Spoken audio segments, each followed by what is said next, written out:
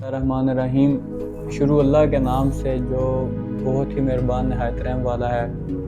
हम आपको आपके शो अपनी पहचान में खुशामदीद कहते हैं और मैं हूं आपका होस्ट मिर्ज़ा मोहम्मद हसनुर रहमान। तो आज हमारे इस शो की पहली एपिसोड है और मेरी एक कोशिश थी जो आज पाए तकमील तक पहुंची, वो ये थी कि मैं एक ऐसा शो शुरू करूं जिसके अंदर मैं उन लोगों को बुलाऊं जिनके अंदर टैलेंट भी है, उनको मैं अपने शो में बुलाऊं, लेकिन वो लोअर क्लास होने की वजह से, लोअर क्लास में आने की वजह से वो कहीं भी जाके अपना आप मनवा नहीं सकते, अपनी आवाज़ किसी तक पहुंचा नहीं सकते। और इस शो को शुरू करने का मेरा मकसद यह था कि जो लोग नहीं कहीं भी जा सकते या जिनको नहीं कोई बुलाता, जो अपना टैलेंट किसी प्लेटफॉर्म में जाके नहीं परफॉर्म कर सकते, मैं उनको ये प्लेटफॉर्म दूँ, वो इधर आएँ, उनसे हम बातचीत करें, वो अपना मोटो दें, उस मोटो को हम आप तक पहुँचाएँ। तो मेरे इस शो शुरू करने का ये मकसद था। और बाकी बात मैंने आपसे ये करनी थी कि जिन लोगों के अंदर टैलेंट है, खुदारा उस टैलेंट को इस्तेमाल करें। क्योंकि मुझे लोग मिलते हैं, वो कहते हैं कि यार छोड़ो ये क्या करना है, लोग क्या कहेंगे। मेरा भाई, लोग कहते रहते हैं, लोग बातें करते रहते हैं। आज तक ना कभी किसी ने किसी का भला किया है और ना ही कभी कोई करेगा, क्योंकि ये दुनिया है, ठीक है। वालिदैन के सिवा, आपके बहन भाइयों के सिवा आपके साथ कोई मुखलिस नहीं है। और इस चीज़ को छोड़ दें कि लोग क्या कहेंगे, जो कहता है उसे कहने दें। और जब आप अपने टैलेंट की बेस पे, ठीक है, शोहरत की बुलंदियों तक जाते हैं, तो वही लोग आपके कदमों में आके बैठते हैं। तो खुदारा इस चीज़ को छोड़ दें। तो आज इस पहली एपिसोड में सबसे पहले तो मैं आप सबको खुशामदीद कहता हूँ। और आज जो हमारे मेहमान है, बहुत ही ख़ास मेहमान है, मेरे नहायत ही काबिल एहतराम दोस्त हैं और साइबर सिक्योरिटी एनालिस्ट हैं, साइबर सिक्योरिटी में वर्क कर रहे हैं। उसके साथ साथ एक प्रोफेसर हैं, टीचिंग कर रहे हैं कॉलेज में। तो आज मेरे साथ मौजूद हैं जनाब प्रोफेसर काशिफ जवेद साहब। सबसे पहले तो मैं आपका शुक्रगुजार हूँ कि आपने अपने कीमती वक्त में हमें वक्त दिया। जी जी, अल्लाह आपका हामी नासर और आपके इल्म में मज़ीद बरकतें अता फरमाए। तो सर साहब, सबसे पहले मैं सवाल आपसे ये करूँगा कि आपके इंटरव्यू से पहले मेरी टीम ने मुझे बताया कि आपने एफएससी प्री इंजीनियरिंग की, उसके बाद आपने यूजी से सॉफ्टवेयर इंजीनियरिंग की। हाँ जी। और सर इंजीनियरिंग में आपने कदम रखा, उसके बाद आपने साइबर सिक्योरिटी की तरफ अपना कदम बढ़ा लिया। तो सर इंजीनियरिंग से साइबर सिक्योरिटी तक जाना, सर ये क्या आपको कोई इसमें इंटरेस्ट था या किसी ने आपको पुश किया कि छोड़ो इंजीनियरिंग को, साइबर सिक्योरिटी की तरफ जाओ? इनका शौक था बचपन से ही, मेरे अंदर ये शौक डेवलप हुआ कि मैं एथिकल हैकिंग और साइबर सिक्योरिटी जैसी फील्ड में एंटर हूँ। ये शौक मुझे ये जो टेक्नोलॉजी बेस्ड मूवीज़ होती हैं, साइंटिफिक मूवीज़, उनको देख के मेरे अंदर ये शौक डेवलप हुआ। और बाबा जान जो थे वो कहते थे कि इससे हमने डॉक्टर ही बनाना है। बायोलॉजी मैंने रखी थी मैट्रिक में और इंटर में भी, और इंटर में प्री क्लासेस बायोलॉजी के साथ ली थी और बाद में मैं प्री इंजीनियरिंग में चला गया। और प्री इंजीनियरिंग करने के बाद इंटरमीडिएट मेरा कंप्लीट हुआ, देन मुझे कोई भी गाइड करने वाला नहीं था कि मैं आगे करूँगा क्या। तो एट दिस पार्ट तब मुझे रियलाइज़ हुआ कि हमें पहले से सोच के रखना चाहिए, हमारे माइंड में एक रोड मैप होना चाहिए कि हमने करना क्या है और उसमें टाइम कितना लगेगा।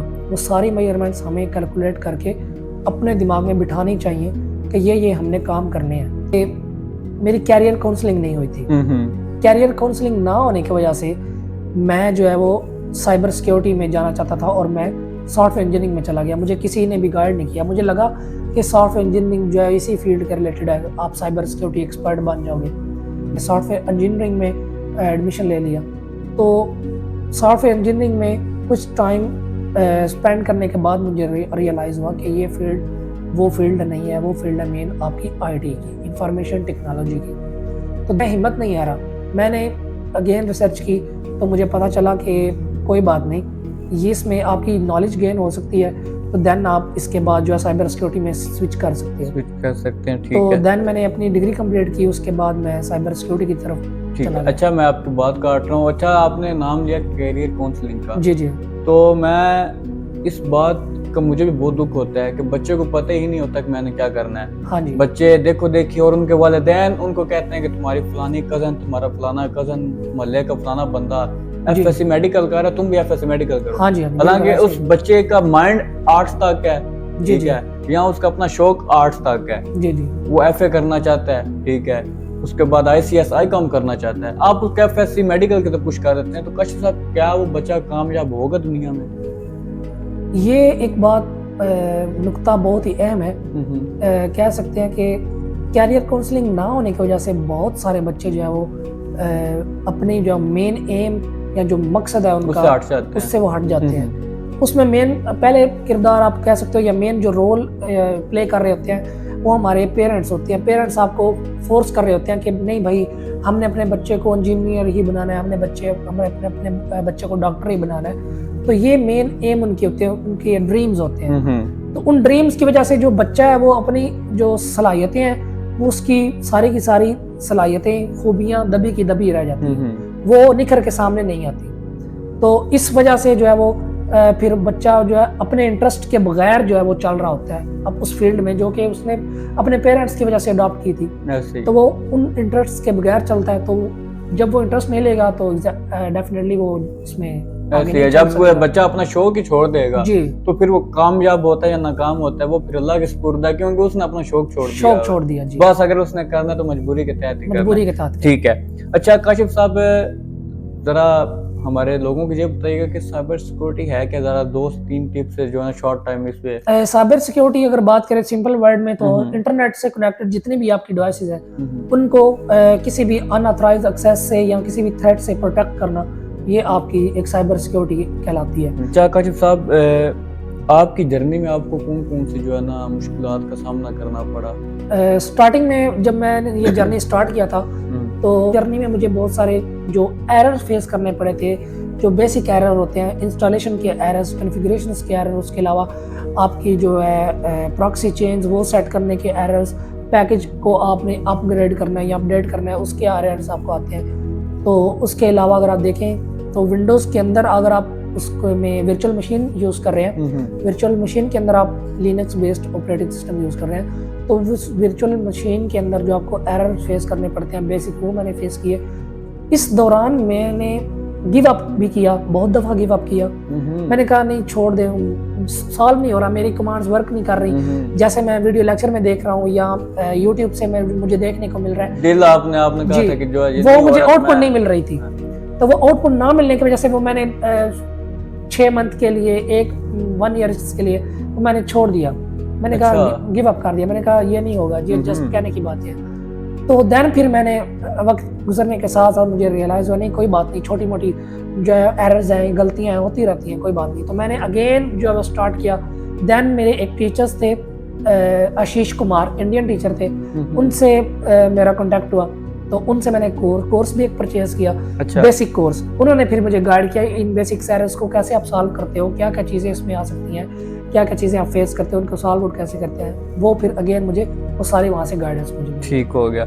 अच्छा काशिफ साहब, इन मुश्किलात का आपको सामना करना पड़ा, ठीक है, तो मेन मकसद आज हमारा आपको यहाँ बुलाने का ये था कि जिन मुश्किलात का सामना आपको करना पड़ा ना जी, उन मुश्किलात का सामना किसी और को ना करना पड़े। बिल्कुल जी, मेरी बात ठीक है? जी जी। तो इसलिए अगर मैं आपसे पूछता हूँ कि अगर आप किसी को ऑनलाइन ये कोर्स करवाना चाहें, अब फिल वक्त आप करवा रहे हैं अभी ऑनलाइन कोर्स? जी मैं करवा रहा हूँ। और फिजिकल कोर्स? फिजिकल मेरे पास 3 स्टूडेंट्स हैं मेरे। अच्छा। वो आ रहे हैं, और ऑनलाइन मेरे पास 2 स्टूडेंट्स हैं, उनको मैं सिखा रहा हूँ अभी। तो सिखाने का मकसद मेन ये है कि हमारी जो जनरेशन है IT का दौर जा रहा है, और हमारी जनरेशन को बेसिक्स जो है वो आनी चाहिए ऑपरेटिंग सिस्टम की, चाहे वो विंडोज़ है, लिनक्स है या कोई और ऑपरेटिंग सिस्टम है, तो उनको बेसिक्स पता हो नेटवर्किंग की, उसके अलावा कमांड्स लाइन की, उसके अलावा विंडोज़ ऑपरेटिंग सिस्टम को चलाना चाहिए, उसके अलावा उसकी बेसिक जो एरर्स जो मैंने फेस किए हैं वो कोई और फेस ना करे, वो उनको मैं सिखा रहा हूँ, उनको सॉल्व आउट किस तरह करते हैं। तो वो सारी की सारी चीज़ें मैं वहाँ पे कवर कर रहा हूँ, और इंशाल्लाह मेरी आगे भी कोशिश है कि मेरे पास कोई न्यू स्टूडेंट्स आए तो उनको भी मैं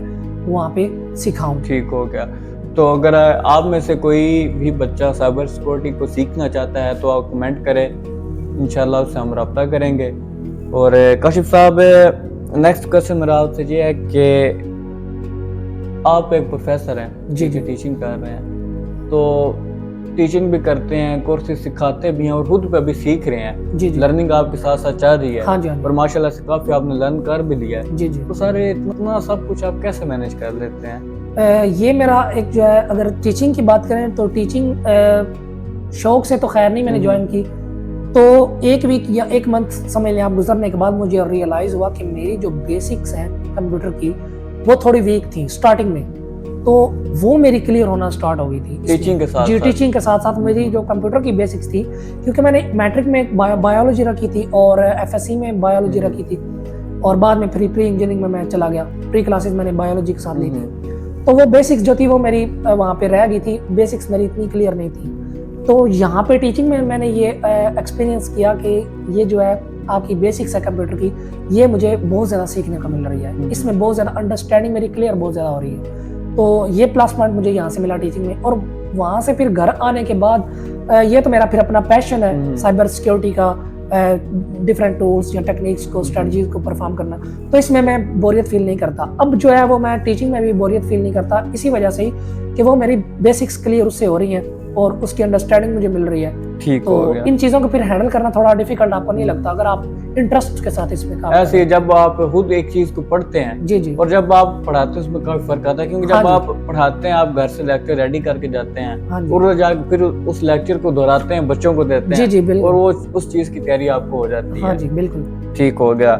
तो ख़वातीन और हज़रात, आज की इस एपिसोड का इख्तिताम यहाँ पे करते हैं और ये थे हमारे साथ काशिफ जवेद साहब। तो मैं बार बार ये बात करूँगा कि अगर आपके अंदर किसी भी किस्म का टैलेंट है तो खुदारा उसको उभारें, उसको दबाएं मत। अल्लाह हम सब कामयाब नासिर हो। आपसे मुलाकात होगी नेक्स्ट एपिसोड में, तब तक के लिए इजाज़त, अल्लाह हाफिज़।